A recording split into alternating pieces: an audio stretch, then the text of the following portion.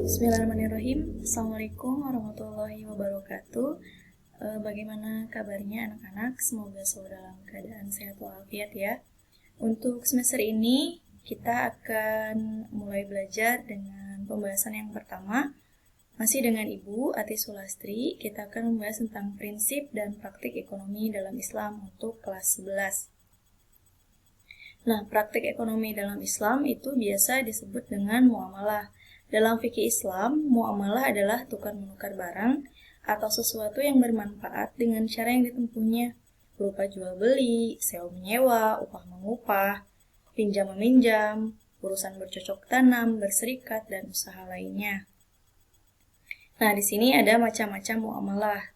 Sebenarnya macam-macam muamalah itu banyak, tapi Ibu hanya memasukkan dua saja, jual-beli dan sewa-menyewa. Yang lainnya masih banyak, ada yang berserikat, ya, lelang, dan lain sebagainya.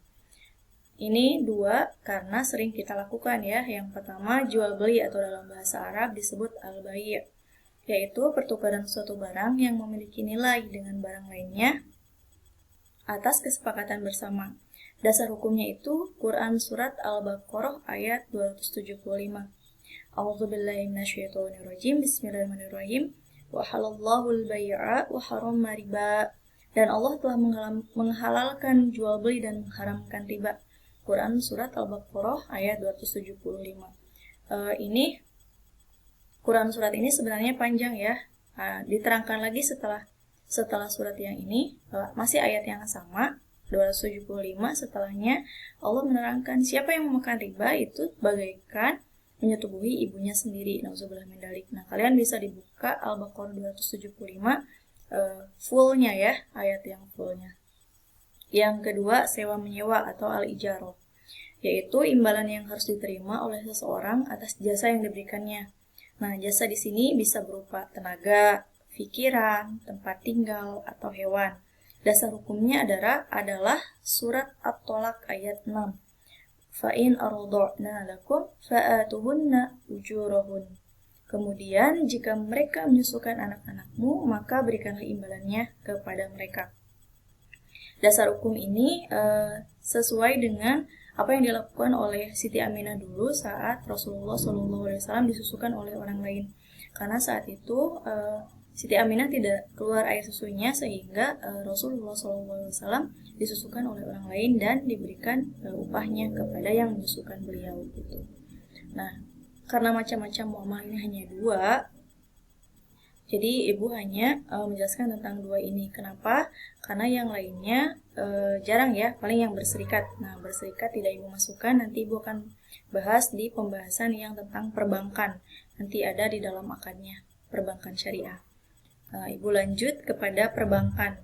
Nah, ini menurut Undang-Undang Republik Indonesia nomor 10 tahun 1998 tentang perbankan, definisi bank adalah badan usaha yang menghimpun dana dari masyarakat dalam bentuk simpanan, selain itu menyalurkan kepada masyarakat dalam bentuk kredit dan atau bentuk lainnya dalam rangka meningkatkan perusahaan yang bergerak dalam bidang keuangan. Nah, perbankan ini ada dua macam ya, ada konvensional dan ada bank Islam atau bank syariah. Bank konvensional itu seperti apa? Bank konvensional itu bank yang sering kita temui di kehidupan sehari-hari.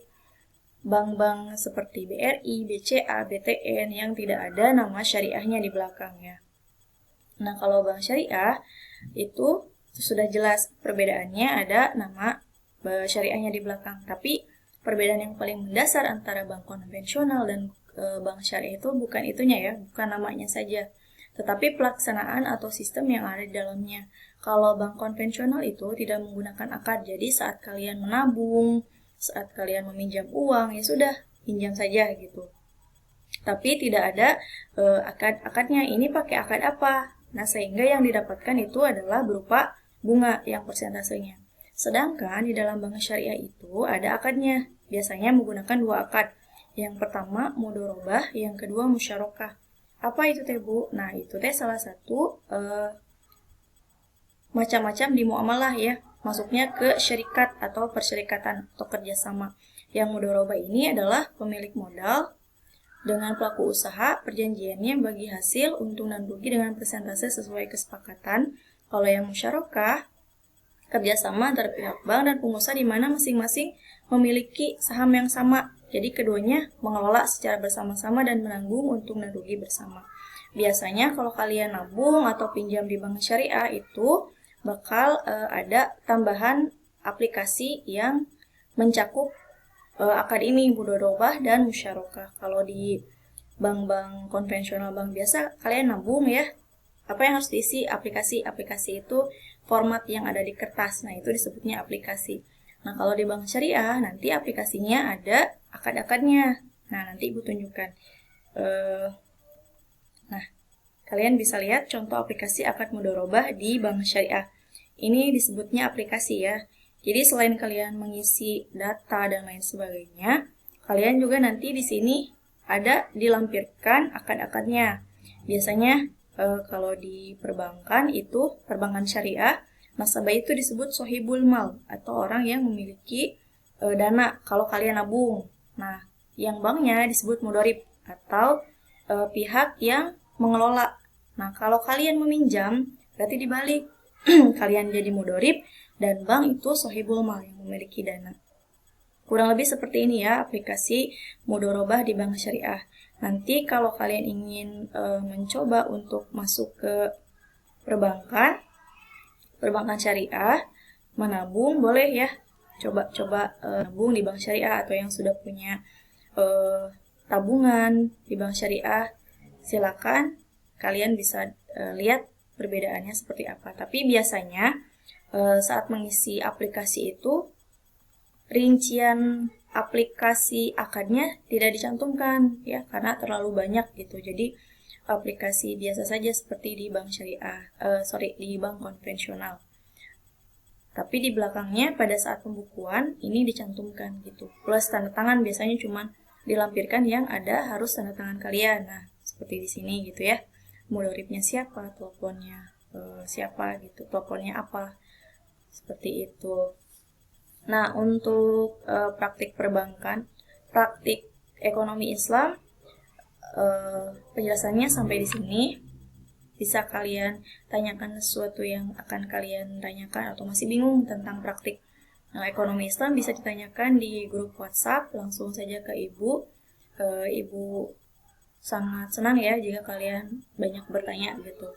Nah, untuk pembahasan kali ini tentang praktik ekonomi Islam cukup sampai di sini. Pesan ibu tetap jaga kesehatan, tetap jujur dalam bertransaksi ekonomi muamalah, baik jual beli, baik kalian sebagai pembeli atau penjual. Itu ya, karena harta yang halal itu adalah harta yang berkah, walaupun dapatnya sedikit, tapi dapatnya melalui jalan yang berkah. Mudah-mudahan ke kitanya juga jadi berkah gitu ya. Doa salah satu doa yang dijawab oleh Allah Subhanahu wa taala adalah sumber rezeki yang berkah yang kita makan sehari-hari dari sumber yang berkah. Terima kasih untuk hari ini. Tetap jaga kesehatan, selalu berdoa semoga corona cepat selesai.